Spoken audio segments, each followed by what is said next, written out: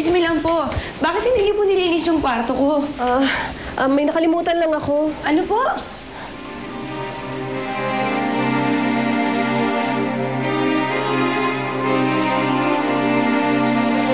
Alam mo, Sharina?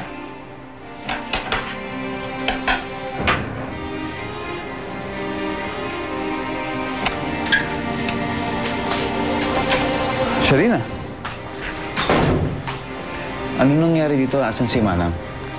Eh, hindi ko alam, Benji. Bigla na lang siyang lumabas eh. Bakit? Hindi ko alam. Ang sabi niya, may nakalimutan daw siya. Hindi nga niya nalinis yan. Ano daw nakalimutan niya? Hindi ko alam. Pero alam mo, Benji, pakiramdam ko may tinatago siya sa akin. Kasi hindi man lang siya umarap sa akin. Hindi man lang niya pinakita niya. Ewan, ang gulo. O, ako na maglilinis na to. Wag na, Benji. Babalik din yun.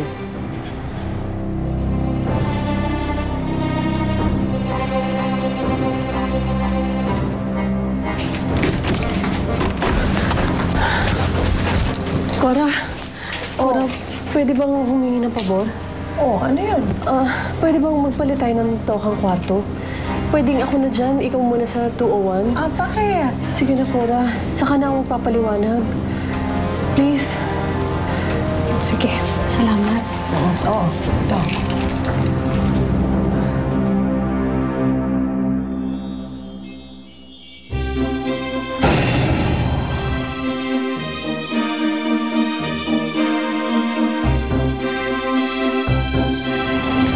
Ang gwapo ng boyfriend ko, no? Macho pa.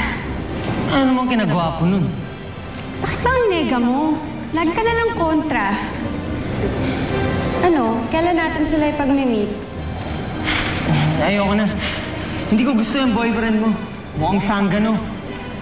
Ang choosy nito. Ano namang pinagmamalaki mo yung uniform mong pang-sikyo? Mayaman si Ronald, no? Mabait pa. Sa bagay, baka hindi nga sila magkasundo ng girlfriend mong mukhang mataray. Hoy, hindi mataray si Monica. Palaban lang siya. Hindi rin sangganong Ronald ko, no? Nag-gym lang. Eh, di sa'yo na yung boyfriend mo. Pwes, saksak mo rin sa transparent mong bagay ang Monica mo.